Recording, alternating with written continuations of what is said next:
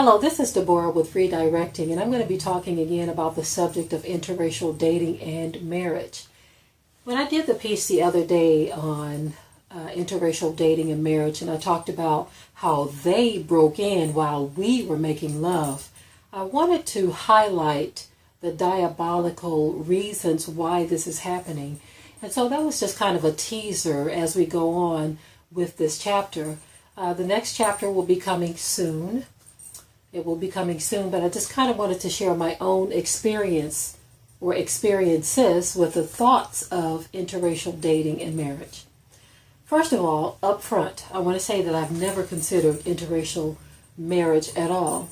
And I can even say the same for dating, but I do want to share some experiences that I have had on this topic that I think are very telling of what is put into our spirits.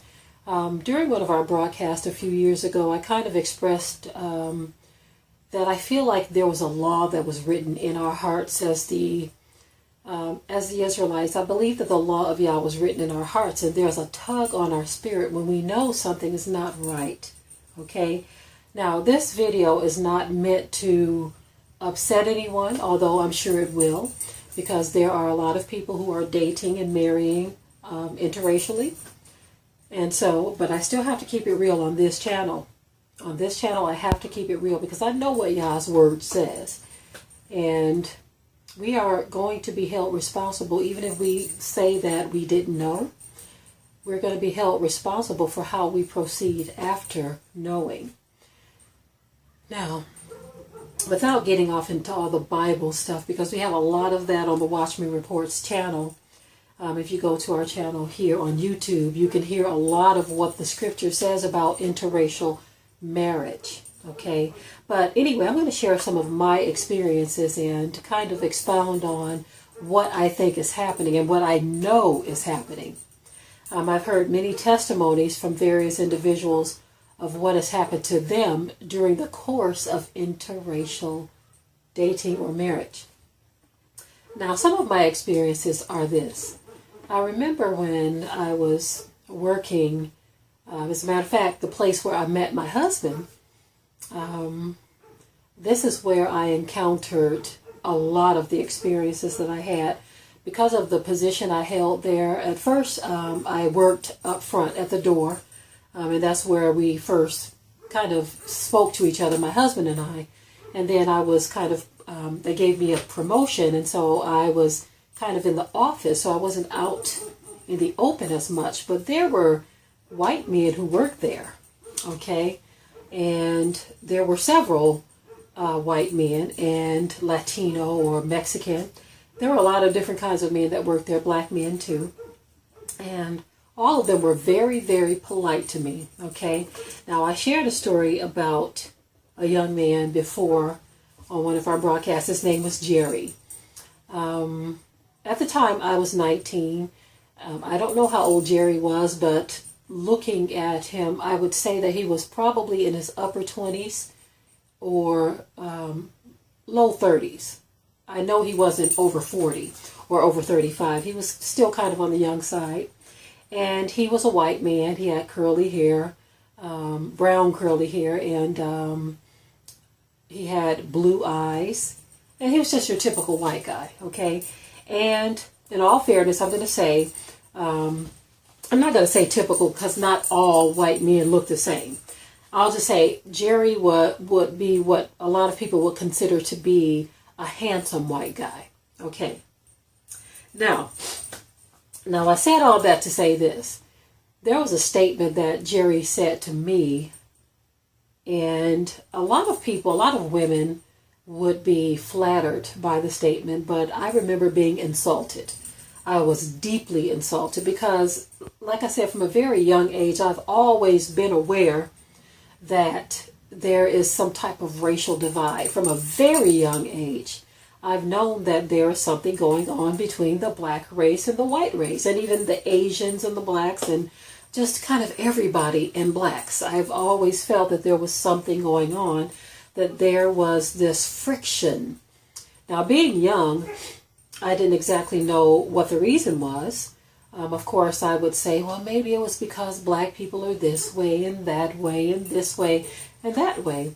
And then, of course, in the Christian church, we were taught that the curse of Ham was the reason why all of these other nations hated us.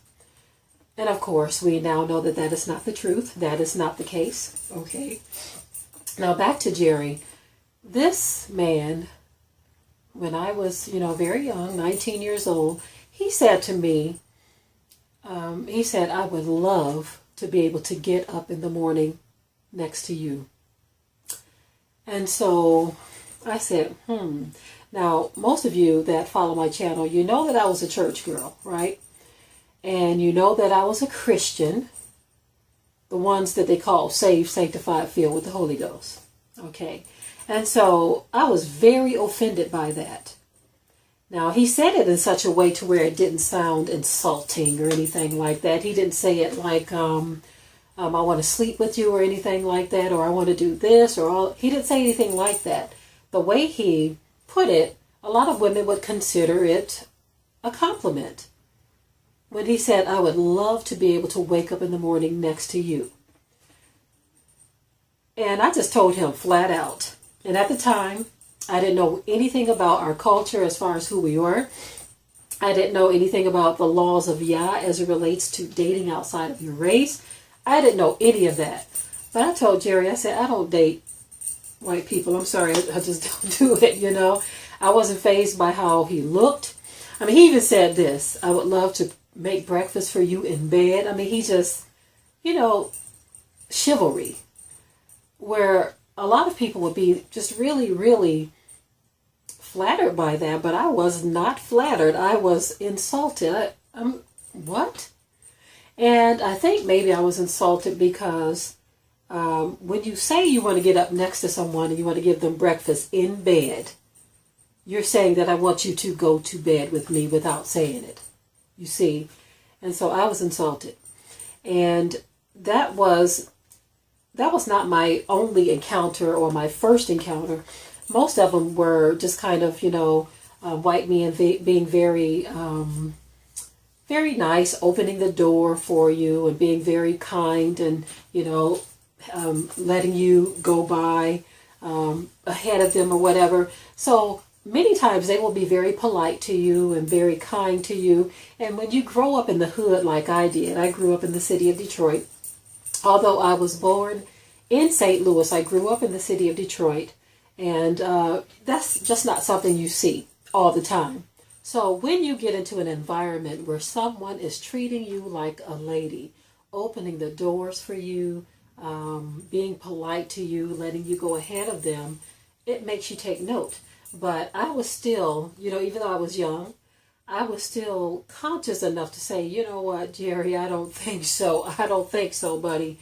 But let me tell you some other experiences that I had. There was another man that worked there. He was much older. I would say he was probably in his upper 30s to low 40s. Okay. And this guy's name was Leon. He worked at the same place. And I remember him being extremely polite, very kind, and just very over-accommodating, in my opinion. He was a married man. And there was just all of this, this politeness that you're just not used to when you're from the hood. Okay? And so when you're a young woman and you would consider yourself in the market, you pay attention to these things. And so I thank the Most High that he sent watchmen to that place. That's where we met. I was surrounded by men of all cultures. I remember I was the boss over a lot of men of different races, black men, Latino men, white men.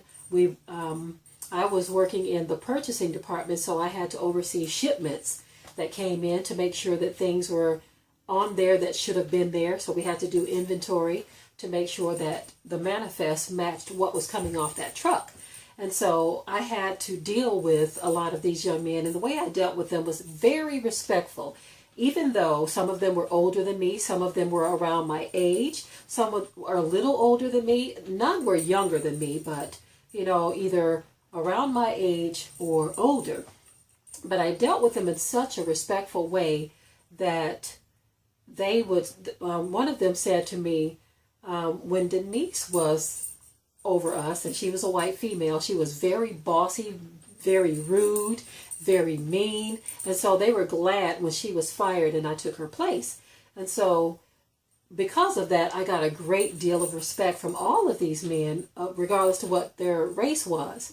And so, again, coming from the hood, you begin to pay attention to those things. But I was very, very conscious about the racial divide, to the point where I was able to see, okay, he's being very polite, very kind, opening doors, doing this, doing that. Can I get you some water? And things of that nature. I was able to see those things, but at the same time, I was very conscious of loving who I was and loving my people. And like I said, when Jerry said what he said, I said, no, thank you. I just don't date outside of my race. Okay. I remember when my vehicle broke down, this young man, Jerry, I didn't know what I was going to do, how I was going to get home. I didn't know anything about cars.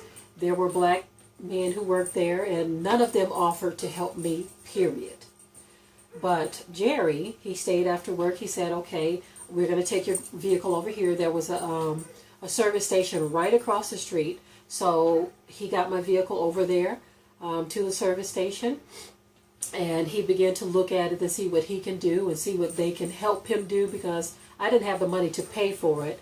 It seemed like it was a simple fix. But while we were there, there's a brother. You could tell he was from the hood, okay, because of his vehicles with the rims and the way he was dressed. This brother sees me with this white man, sees me with Jerry, and without even knowing anything about why we were there, who he was or who I was, this brother just went and jumped off the deep end. And he started saying, so you with this so-and-so?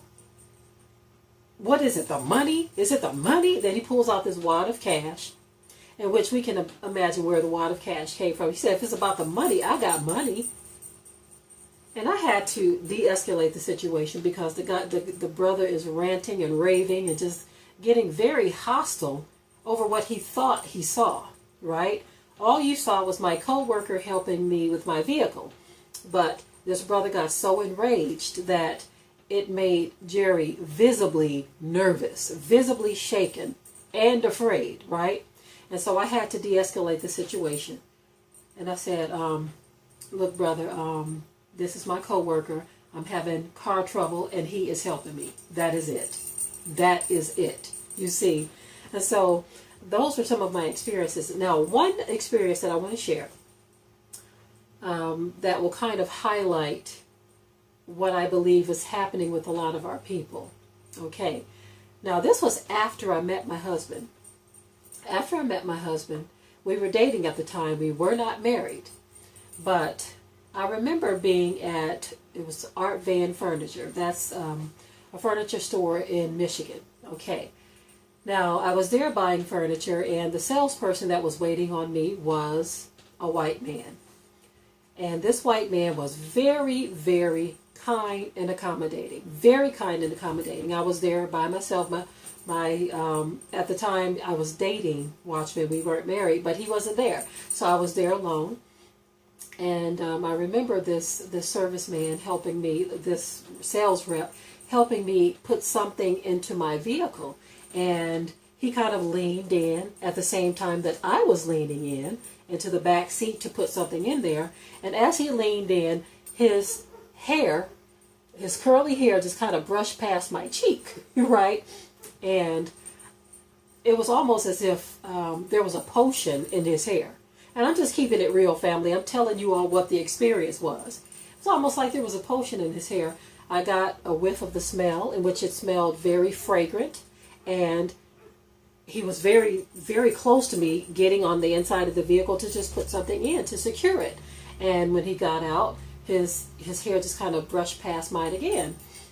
And I remember saying to myself, And then immediately, I snapped myself out. I stepped out of it. I remember saying, And then immediately, I snapped out of it.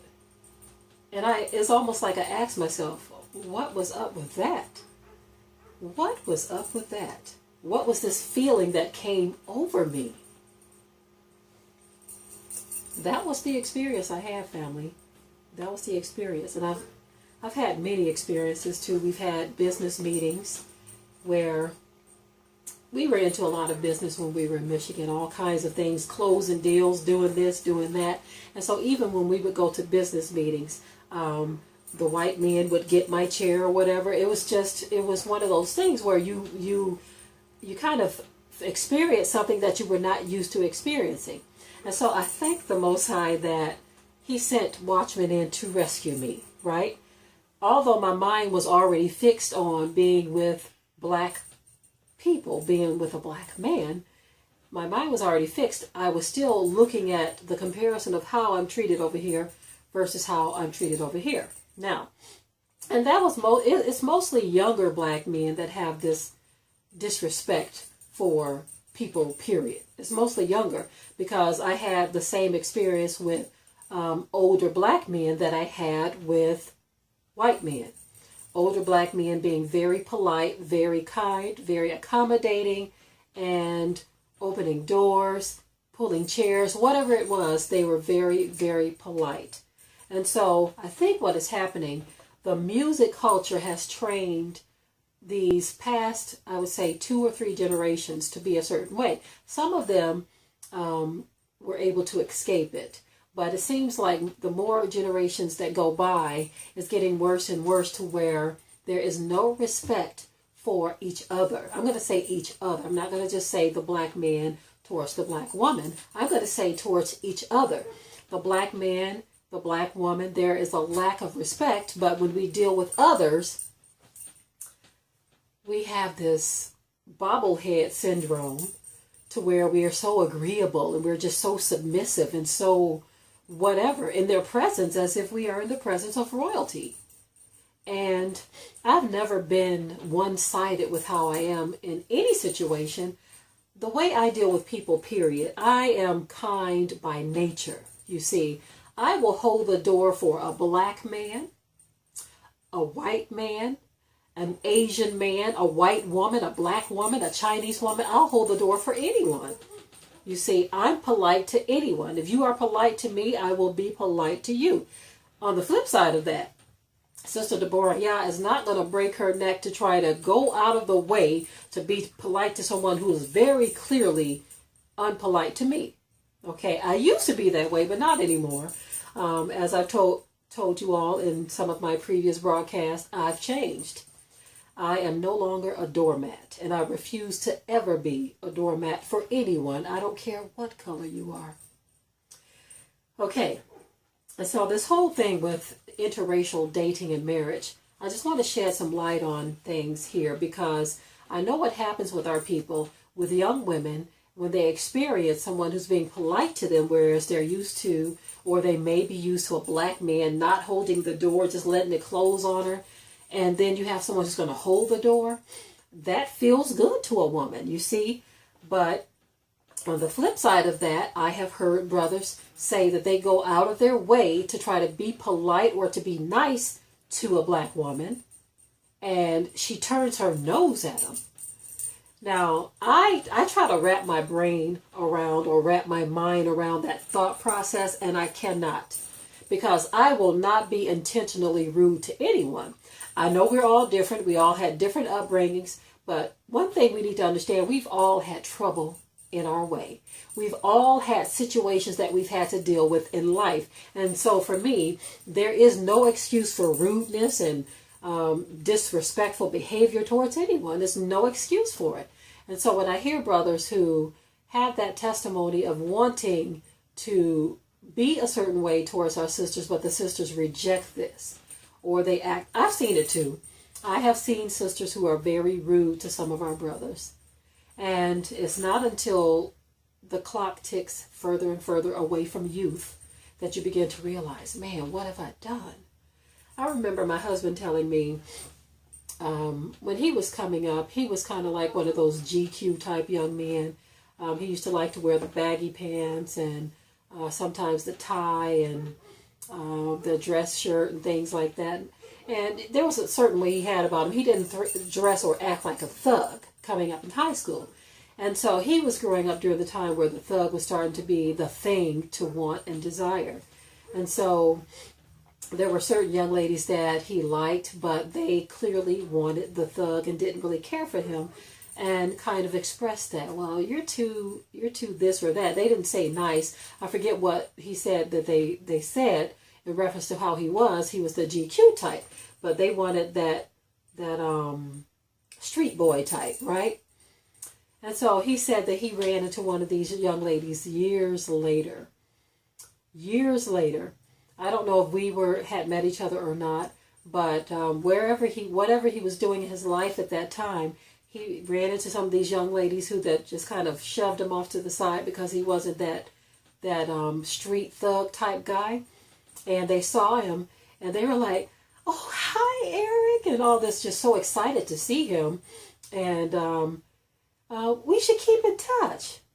And he's kind of like, "Oh no, I'm good. I'm good." And he's saying they look different. In some cases, they've gained weight, or they've had children, and they've had several failed relationships. And so now, the young man that you thought was just too nice or too GQ, wasn't street enough, wasn't hood enough, wasn't thug enough, all of a sudden, he looks real good to you. And so, our women have got to keep in mind that we've got to do our part too. I don't care if you're having a bad day, if a brother's trying to hold the door for you. Just say thank you and keep it moving. Just say thank you and keep it moving. Squash the attitude. We need to squash the attitude, because what that does is it gives certain brothers, it gives them the excuse to say that this is how black women are across the board. And that is simply not the case. And so then other sisters have to encounter these men. And he's like, I'm not going to hold the door, because the last time I held the door for a black woman, she looked down her nose at me. You see, so we have got to get our behaviors together, period. Because what's happening is these other nations, they are looking at what we are doing to each other. They are studying us, watching us, observing us. And what they are doing, they're saying, okay, since he's not going to get the door, I am. You see. Another experience I wanted to share, this was a recent experience where I was at the store, and I had on some very ethnic looking clothes, kind of like I have on now. And this white guy, he was with a woman. I don't know who she was. It looked like she could have been his wife or girlfriend or whatever. But I noticed he kept looking at me. And I get very nervous when people look at me. I don't care who you are. It's like, what are you looking at, right? But, of course, I'm not going to frown, and I'm not going to look mean or upset or anything like that. But I'm keeping my eye on you because you're keeping your eye on me, right?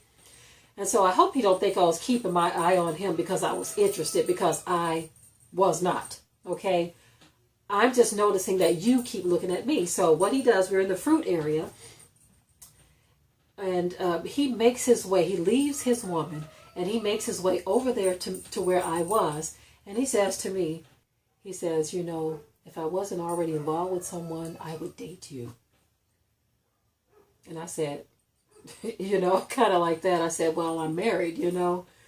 But I said that to say this. You are with someone, and no doubt that was either his wife or his girlfriend, and you had to come over and say to me that if you weren't already with someone, that you would date me. Am I supposed to be flattered by that? Am I supposed to be impressed by that? And unfortunately, a lot of our people do fall into the trap and the snare of saying, oh my, you would date me? Oh, you're paying attention to me? And that's because our self-esteem has been shot down so low to where we think they are the prize. They are the reward. And we are on the receiving end of a gift. Now, I'm not trying to put anyone down. I'm not trying to put any other race down. What I'm trying to say to my people is we don't need to allow ourselves to feel so privileged to be looked upon by these other races. We have to understand that there is an agenda in place. And though this man may not have had a personal agenda, maybe he knows nothing about the satanic agenda, maybe it was just something in him that made him come and say something to me, because contrary to what the world is trying to get everyone to believe, white men have always been attracted to black women. That is nothing new, okay? So that is a lie that has been put out there to make black women feel even more low, that no one is interested in them. But what has happened is there's a sorcery that has taken place. They are pushing it all through the media. We see commercials and television movies and all kinds of things in person. We are seeing black men with white women, and we're starting to see more and more where black women are with white men, with Asian men, with Latino men, black men with Latino women, Mexican, it doesn't matter. It's like all of this mixing all of a sudden has become so popular. We know that it's always been going on for a very long time, especially during slavery. The white man has always snuck off into the slave quarters and did what he wanted to do. But now we are starting to see a rebirth of this, where now it's just out in the open. Of course, people are still very upset by it. You have those who will actually come and do something about it. They will attack you for messing with their daughter, because not everyone likes what they see when they see interracial dating or marriage. But now it's just more in the open. A lot of celebrities are doing it. A lot of football and basketball stars are doing it. And so there's this thing of like, hey, it's not a big deal now. What is your problem? A lot of people will look at this video and they will think that I have a problem. But see, the thing is, I know what the satanic agenda is behind all of this. I know that there is a bloodline issue that we as the Israelites have got to maintain. And because we don't realize this or know this, because the Christian church does not teach this, we say marry who you want, date who you want. And many times, a lot of people date outside of their race because they feel it's a necessity to do so, because there's this friction between us.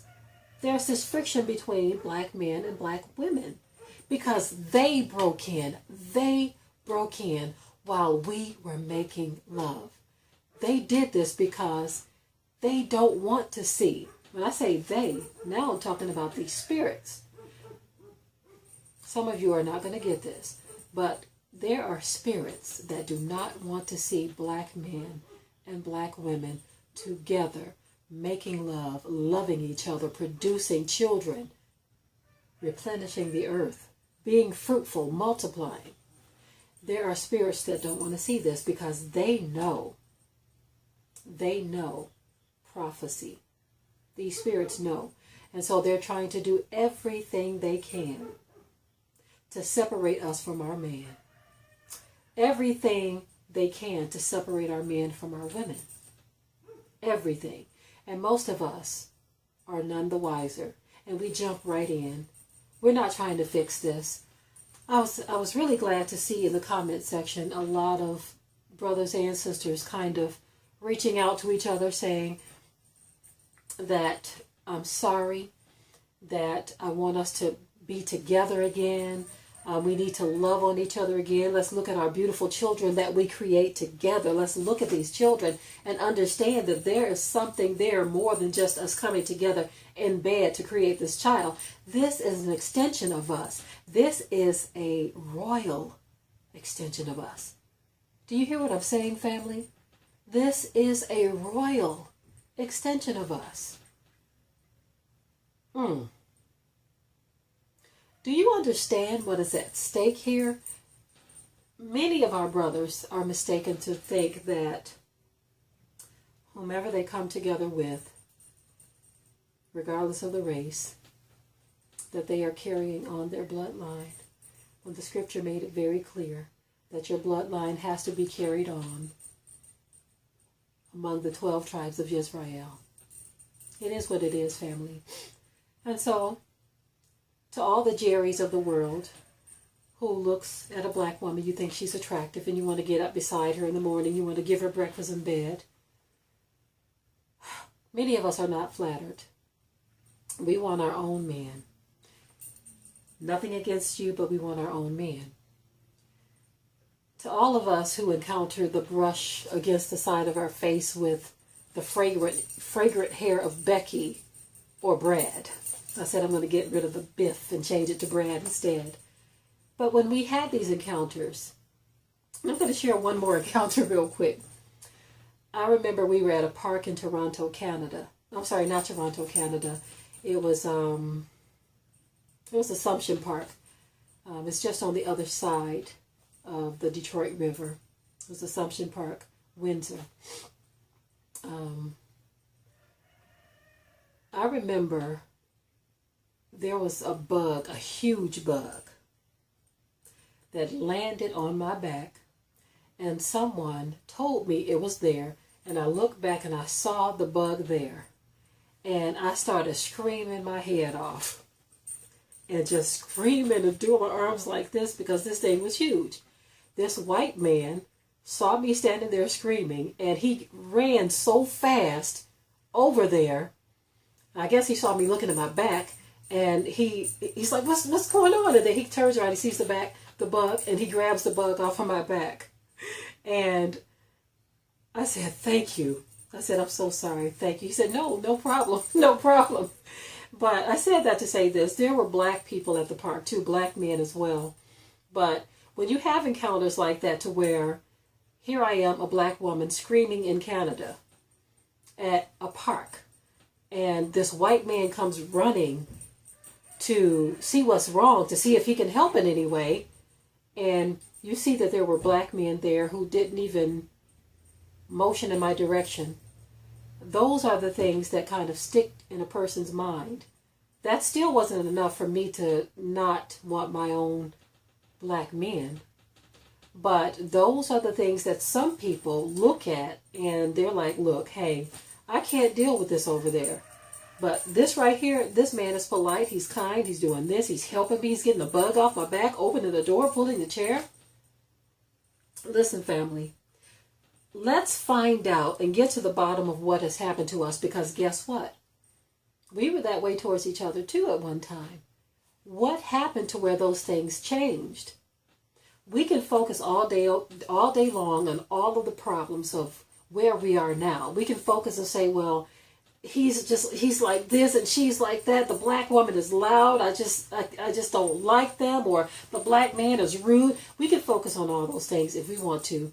But what we're going to do is we're going to white ourselves out and we will be no more. We will cease to exist. Okay?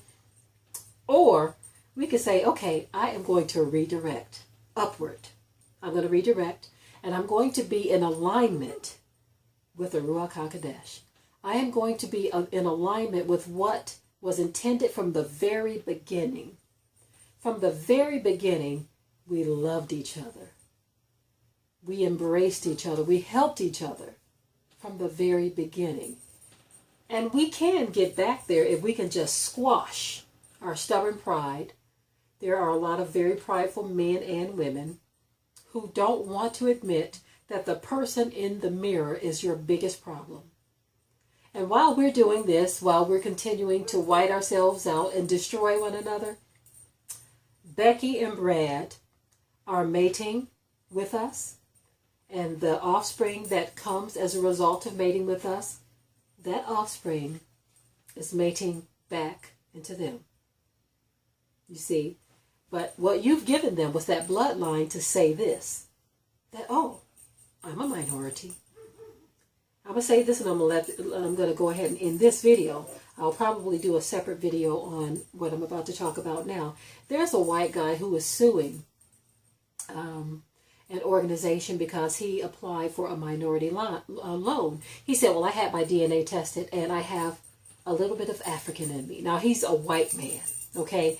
And like I stated before, everyone has a little bit of African in them because that is where mankind started. Okay? And so everyone has that in them. But what this guy, there's a bee in here, family, so I'm going to have to hurry up and stop because I don't want him coming over here. Oh. Keep it moving, bee. Let me finish.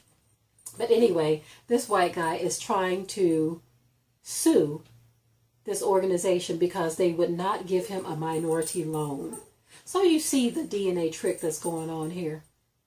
I'm going to first prove, he says, first I'm going to prove that I have it in him. He already knew it anyway. They all know it. He says, first I'm going to get my proof. Here's my paper to prove it. that I have some minority blood in me. And after that, if you don't give me this loan that I'm looking for, this grant that I'm looking for, whatever it was he was applying for, I'm going to sue you because I have minority in my blood. So that is the trick that they are using. And we have got to be wise to understand what is taking place when we take our seed and mix it. This has nothing to do with racism. It has nothing to do with looking down on anyone else. But we have got to keep our bloodline the way it was. This is why the Most High said that when he returns, he is going to purify our blood. Why would there be a need to purify our blood, family? Why would the scripture state that he's going to do that? Just like he's going to return unto us a pure language. He's going to do that because he already knows that there has been an infiltration. And what we're trying to do is help us get back to that place of loving one another. Making love to each other and not to these other races. Okay? All right, family, I am done with this one. I hope I've said something to help you snap out of it because it is sorcery. You don't realize it. You don't know it. I've heard many testimonies of the sort. We're going to continue to revisit this subject, and I'll give you more details on the sorcery and why it's very important that you put on the whole armor of Yah so that you may be able to stand against the wiles of the devil. Shalom, family.